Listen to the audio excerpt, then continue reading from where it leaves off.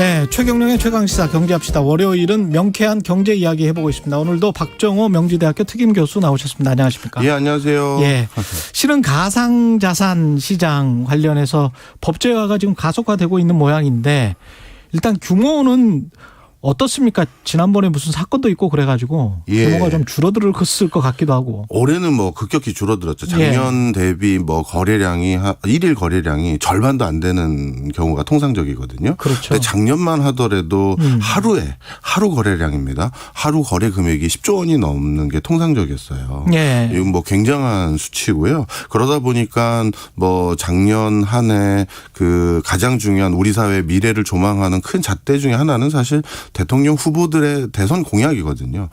사회가 어느 쪽으로 진화 발전하고 있고 어느 쪽에 대안을 지금 요구하고 있구나를 알 수 있는 부분인데 양쪽 모든 후보들이 모두 가상자산에 대해서 빠른 시간 안에 우리나라에서도 입법화하겠다라고 공약을 내놨었는데 뭐 사실 우리나라보다 오히려 유럽이나 미국에서 더 빠르게 입법화를 하고 있는 상황입니다. 우리는 아직은 뭐 그냥 논의만 하고 있는 수준입니다. 가장 큰 틀에서 이런 특별한 그 가상자산에 대해서 뭐를 가상자산으로 지정하고 있고 앞으로 어떻게 관리하겠다라는 선언적인 수준의 법안들은 있는데요. 이거를 구체적으로 이제 적용할 단위까지의 어떤 세부적인 내용들은 아직은 없는 그 정도입니다. 네. 그렇군요. 사실은 또 미국이 먼저 해야 그거 보고 뭐 이렇게 표준화 이게 굉장히 중요하잖아요. 예, 맞습니다. 간혹 저도 우리 한국이 어느 외국의 이제 사례를 보고 그 전례에 따라서 뒤쫓아가는 걸 원래는 싫어하는데요.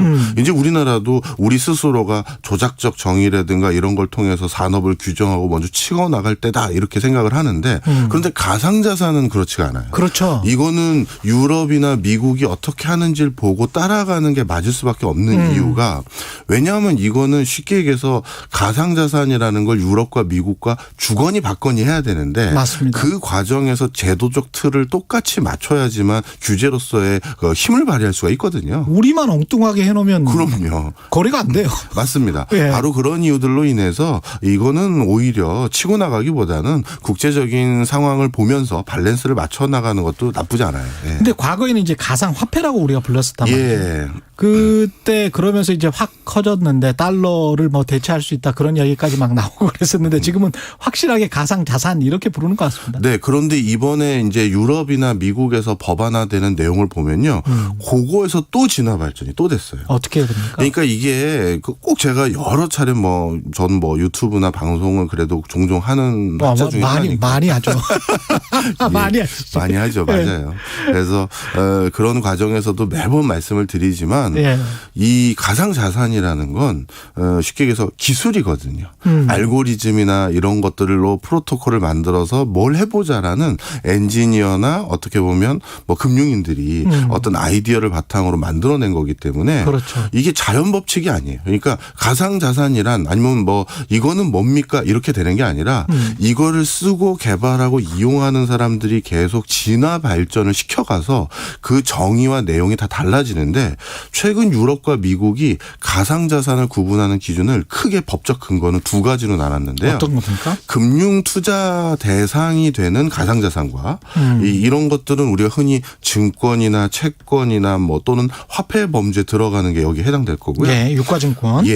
그다음에 이게 아닌 또 다른 유형의 가상자산은 내가 특정 서비스를 이용하는 과정에서 거기에 붙어가지고 운용되는 가상자산이 있는데 이런 것들은 비금융과 관련된 법규들을 통해서 규제해야 된다라고 이제 구분을 하기 시작했어요. 우리 옛날에 도토리 같은 거잖아요. 이게. 네, 맞습니다. 그래서 이제 유럽 같은 경우는 크게 용어를 세 가지로 분류하고 있는데 유럽에서도 이제 영국 쪽에서 이렇게 분류를 좀 많이 하고요.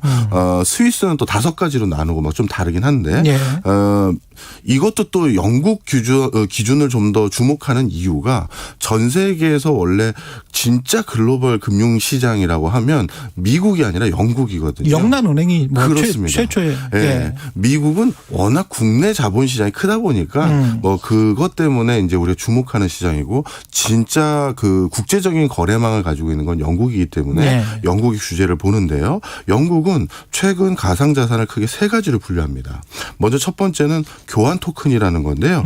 이건 쉽게 얘기해서 우리가 예전부터 가상화폐라고 불렸던 개념이 있죠. 그거군요. 예, 이게 뭐 진짜 화폐의 미래가 되느냐, 이제 법정화폐 같은 기능을 하느냐라고 물어봤던 게 바로 이 교환 토큰이라는 건데, 이 교환 토큰을 하나의 가상화폐의 유형이라고 보고요. 그러니까 비트코인이 여기 들어가는 거죠. 그다음 두 번째가 유틸리티 토큰이라고 부르는 겁니다. 예. 네트워크 상에서 재화 또는 용역에 접근할 수 있는 권한이 부여되는 가상자산을 말하는데요.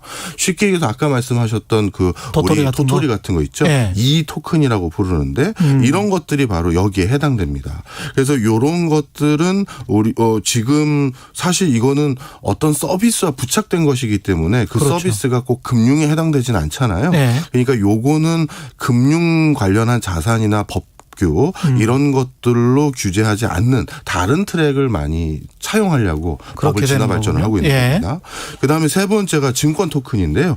이게 우리 그 기자님이 말씀해 주셨던 좀 전에 유가증권에 준하는 성격으로 투자의 대상으로 간주돼서 사람들이 사고 팔고 하는 것들 예. 이런 증권 토큰을 또 하나의 규제의 축으로 삼고 있는 상황입니다. 예. 이렇게 규제를 하는 이유는 정부 쪽에서 모든 정부에서 선진국에서 그렇게 하는 이유는 이거를 과세 문제도 있고 보편적인 거래 문제도 있고 시장 질서 문제도 있고 뭐 여러 가지 이유가 있긴 있을 겁니다. 예, 맞습니다. 예. 이제 우리나라뿐만 아니라 전 세계적으로 가상자산 투자로 인한 여러 피해 사례들이 이제 점점 뭐 수위가 높아지고 있는 게 하나 있고요. 그다음 두 번째는 모든 국가가 지금 집계를 하고 있는 상황인데 자금 세탁 방지에 확실히 구멍이 뚫렸구나. 이걸 모두 인정을 하고 있어요. 이쪽으로? 예, 이쪽으로. 그래서 유럽도 미국도 뭔가 뭐랄까요?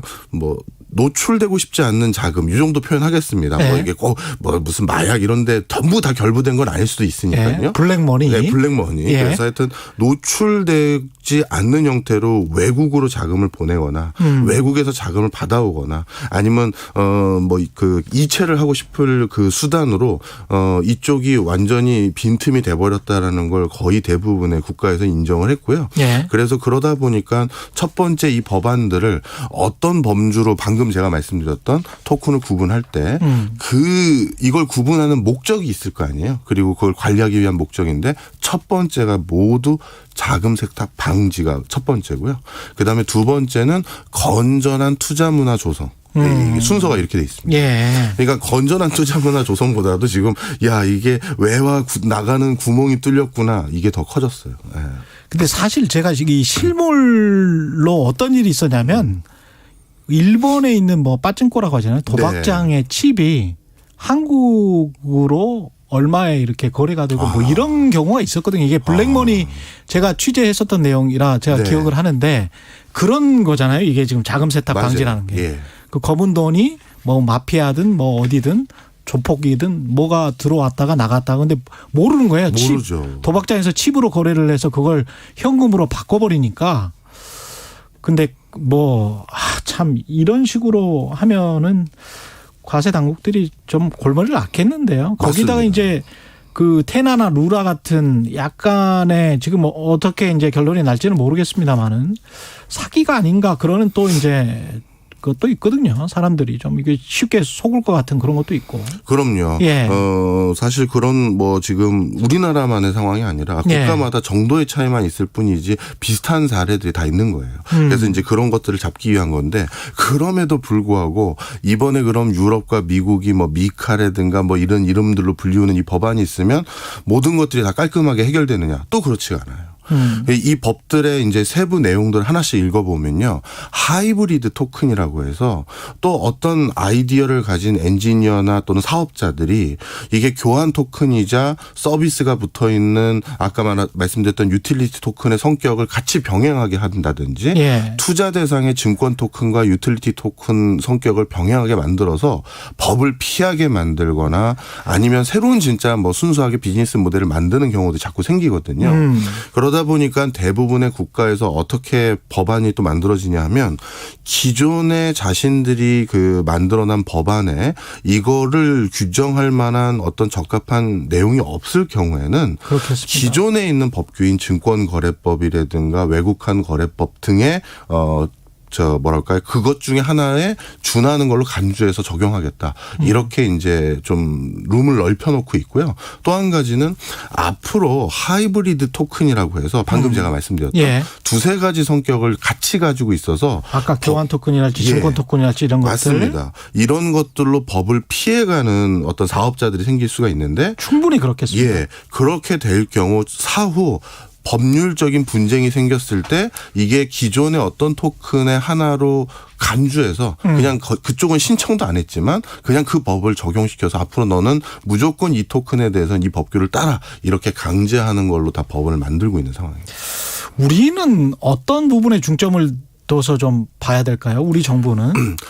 이게 좀 상황이 다른데요. 예. 아직까지는 우리나라에서는 가상 자산 이런 인식이 더 공고합니다. 그렇죠. 그러다 보니까 철저히 금융 관련한 법규 등을 통해서 가상 자산의 투자 문화 활성화 아니면 투자 문화 안정화를 도모하고 자금 세탁 방지 여기에만 방점이 찍혀 있어요. 예. 자, 그런데 이게 문제가 뭐냐 하면 아까 제가 크게 두 개로 나눴었지 않습니까? 그 금융이나 투자 대상의 가상자산과 그렇지 않은 거가 이렇게 나눠진다고 말씀을 드렸는데요. 우리나라도 ICT 최강국이다 보니까 그렇죠. 뭐 루나 같은 나쁜 사태도 있지만 우리나라에서 미래지향적인 ICT 분야에 종사하고 있던 사실 많은 기업들이 이 가상자산이 조만간 이런 어떤 판 1일 거래량이 10조 원에 준하는 이 정도 판이 생길 거라고 미리 봐서 이 무궁무진한 새로운 시장에 진출하려고 회사를 대부분 어디다 설립했냐면 룩셈부르크에 설립했었어요. 또 조세 회피처에 다. 그것도 있고요. 조세 부분도 있었지만 예. 그 당시 룩셈부르크가 가장 선도적으로 가상자산과 관련된 법률적인 규정들을 만들어놨어요. 그렇군요. 그게 있어야 비즈니스 하는 사람들은 그 법을 그렇지. 따라서 활동을 할 수가 있잖아요. 그렇죠. 그러다 보니까 다 글로 간 거예요. 대표적으로 넥슨이라는 게임 만드는 회사도 전 세계 넥슨 게임을 이용하는 사람들에게 그 사이버 세상에서 아까 이 토큰 비슷하게 야, 우리 돈 써. 그렇죠. 그걸 활성화시키면서 뭔가 자신들의 생태계를 붐업시키려고 하는데 전 세계에 적용될 수 있는 룰과 그걸 안정적으로 운영할 수 있는 생태계가 룩셈부르크밖에 없었거든요. 그러네. 그러다 보니까 거기에 회사를 설립했던 건데. 뭔가 생태계는 조성해야 되네. 우리도. 예. 그런데 예. 지금 우리나라는 이걸 투자로만 보니까 금융위에서만 다루게 되고요. 그런데 금융위가 그러면 게임이나 아니면 메타버스나 이런 건 못 다루거든요. 그렇죠. 그러니까 이게 앞으로 이걸 어느 주무부처가 다루느냐에 따라서 그것도. 예, 이 산업을 우리가 앞으로 어떤 식으로 진화 발전시킬지에 대한 것까지 다 열부가 되는 거죠. 기술은 날아가서 융합하고 있는데 법은 그냥 걸어가고 있는 상황이네. 그렇습니다. 경제합시다. 명지대학교 박정호 특임 교수였습니다. 고맙습니다. 감사합니다. 예.